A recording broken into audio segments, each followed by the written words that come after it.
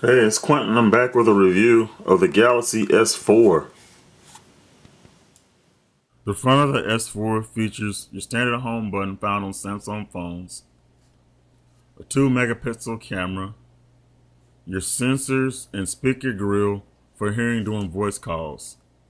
The back features your rear-facing 13 megapixel camera, an LED flash, an additional speaker, T-Mobile, as well as Galaxy S4 branding.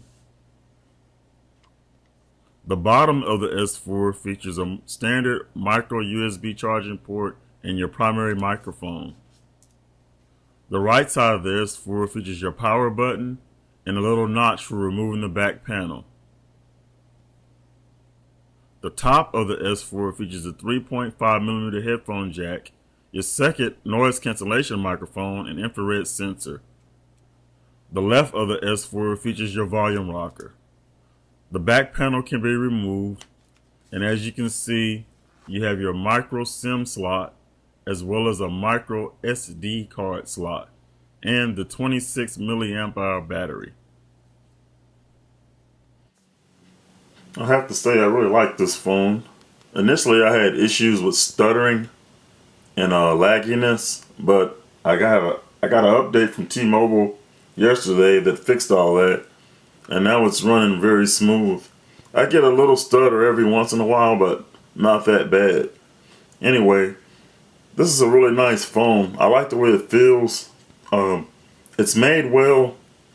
The button placement is really nice. I guess I've gotten used to the button placement on Samsung phones, whereas the power button is right here in reach on the side, and your volume rocker is on the other side, on the left side.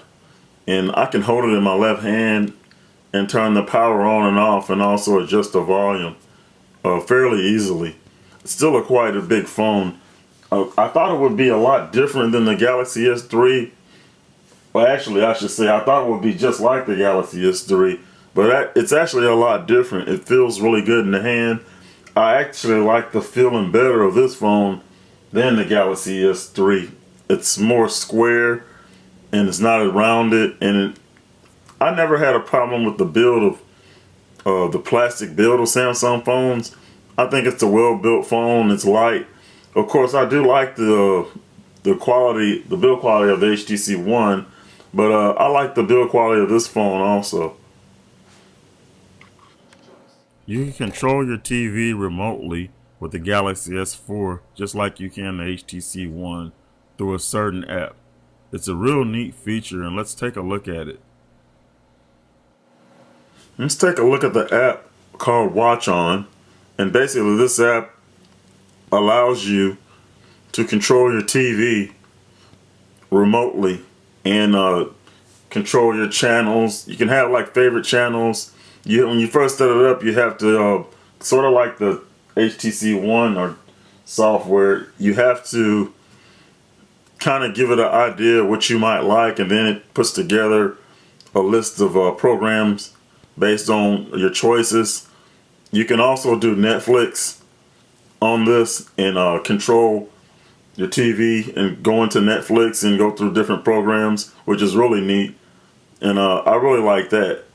But it's a really cool program. I like it. And like I said, I think I said in my HTC One review, you can, that's a privacy policy. I don't know why I clicked on that, but anyway, let's go back. You can also replace your remote, like a universal remote with this, because it works really well. You can control your volume, of course. You can power on, power off. But it's a really neat app, and I'm glad Samsung included it. The S4, just like the S3 before it, features a notification light in the upper left-hand corner. Like the S3, on the S4, you have the quick toggles in the notification area. A new feature, swiping down with 2 fingers in the notification area, you can access even more settings for more customizations. You can also access this area by tapping the squares in the upper right corner. As you can see on the Galaxy S4, as I showed before in the drop down menu by using 2 finger swipe, you can select a lot of the gestures such as air view, air gesture, smart scroll, but going into the settings, you can customize it even further and even get a lot more customization and narrow it down to what you really like to use. As you can see in air gesture, you have quick glance and also air jump, air browse, air move, air call accept. Motion, you have direct call, smart alert, zoom, power in image, and all these are extra selections within the main selection. So there's a lot of customization on the Galaxy S4 depending on what you want to use and what you do not want to use. Also in the settings area, you can customize your lock screen. You can have a swipe lock, but you can choose your widgets, have multiple widgets, lock screen widgets, shortcuts, which is what I like to use. And you can swipe away and replace different shortcuts you want to use depending on the application. And you remove it just like you would remove any other app. And this is similar to how you add stuff in TouchWiz. Drag it down, remove it, plus sign, let it open for a little bit, because as you can see, I chose air gesture because it's kind of a little delay when it opens. And then you just scroll down and select the app you want to use on your lock screen. So that's pretty neat. It's in a kind of a more varied place that you wouldn't think, but in the lock screen setting, in lock screen widgets, this is where you can select to show the date, owner information, what size your clock you want your clock to be. If you want to show your owner information, you can click here and put your name or whatever information you want. It's a pretty neat area. And then this is different displays of what you want within that, in the lock screen, and your clock. If you want to have just a clock and or a personal message, or you can have both. You have a clock and personal message. Right now I just have the clock, but a lot of customization in the S4. It's a little different in the settings area. They have it sectioned off. This is your first area, basically with connections, Wi-Fi, NFC, stuff like that. The My Device area has a lot of the traditional stuff you would see in the TouchWiz settings area. Display, lock screen, indicator, sound. Accounts has all your, Google or Dropbox or Twitter or Facebook, whatever accounts you have added. More gets a little deeper into, it has your battery, storage, developer options, of course, about device. Of course, this is running Android 4.22, as you can see. And speaking of battery life is really good on this phone. I have right now it's only showing 17 minutes, but I've had it on in a car dock. But I can usually get through a whole day on a battery with this, with average use for me, which is not a lot. I mean, some people may need a little more, but I can get through 12-13 hours a day on it. So the battery's actually pretty good. Another cool feature on the S4 is called Air View, where you can hover your finger over, such as the email as I'm showing here, and view messages. You can also use this feature in the gallery with pictures. One of the improvements that I like on the S4 and the TouchWiz software is on the stock email app. When you go into to read a message, it auto fits the message to the screen, and it's not too big or overblown where you have to scroll around and read the whole message. It auto fits it, and it automatically does it. You don't have to go in and change it like you have to do on Gmail. So that's a really big improvement, and I like that. Another one of the extra features that Samsung added into their software is the multi-window, which I like a lot. I don't use it a great deal, but it just seems kind of neat if you want to use it. And I could see where this would really be cool on the Galaxy Note because of the big screen. But you can have two different applications running at the same time, and I think it's pretty neat. one of the things I like about it, one of the many features of the Samsung Galaxy S4. Okay, here's a demo of the air, one of the air gestures. And it took me a while to figure this out, what exactly it works in. But you see it doesn't work all the time, but it works pretty decent. But it works in the gallery, and I believe it works on web pages also. And that's the only thing I know of right now that it works in. It may work in some other stuff. Not something I'd use a lot, but it's pretty cool. And speaking of the gallery, I really like the gallery application on the S4 and other Samsung, the Note 2. I like how it gives you have your side pane of all your pictures or albums in your gallery, and then you can click on the selected gallery and it shows you in the other pane the contents of it. That's really neat. It's something I've always liked about this software on Samsung. Another application, our stock application that's part of TouchWiz and the Samsung Galaxy S4 is the health application, S-Help.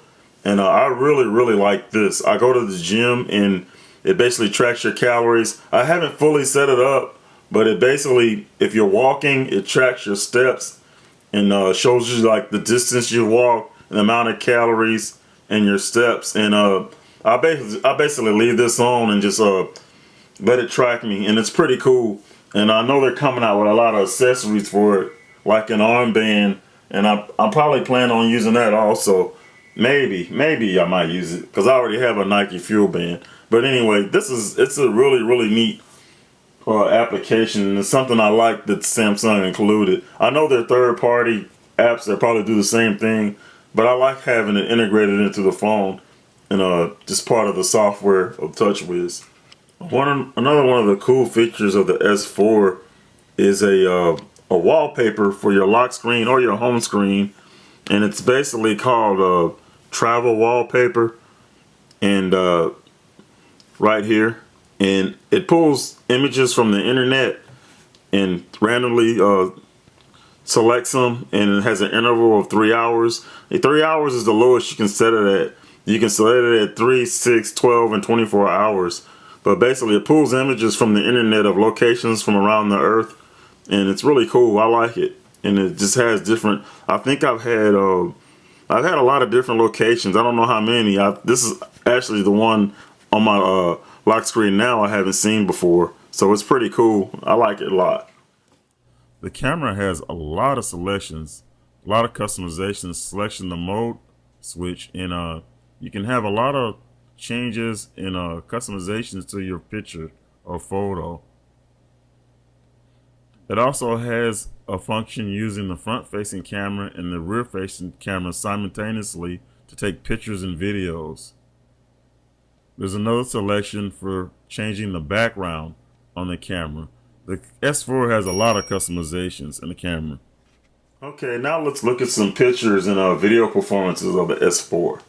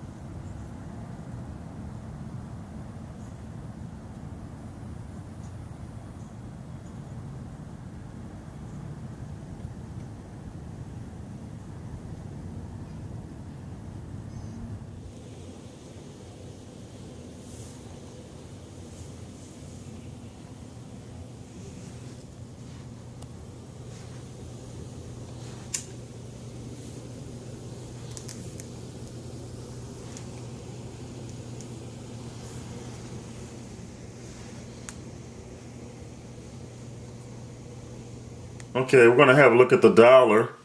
And as you can see, the background is a little different. It's not blue like the previous Samsung phones, such as the S3. I believe the international version has a blue background also. You have your keypad, your logs, your favorites, and contacts. You have to select them each individually. You can't swipe them, which is, I kind of like swiping them, but it's not a big deal. Call quality is really good on this phone. People say I sound clear, and they sound crystal clear to me. Yeah, this is your app area, widget and app area. Same TouchWiz interface. You know, you just swipe and it's continuous. There's no end or beginning. You just keep swiping and swiping. Oh, there is an end and a beginning, but it's continuous. It doesn't stop. And then you can switch to your widgets, of course, right here, like so. And Samsung has a lot of widgets. I don't use a lot of them, other than the picture widget, which I really like. But that's just a look at the app drawer. No, not a whole lot change from previous versions of TouchWiz. As you can see up in the notification area, I have Smart Stay on, and this is something I've been trying to use. It doesn't work all the time, but it works a lot, and I like to read, and it's cool to be able to read and not have the screen go off. Like I said, it works, but it's kind of inconsistent. I think if you're in a darker area, it doesn't work as well.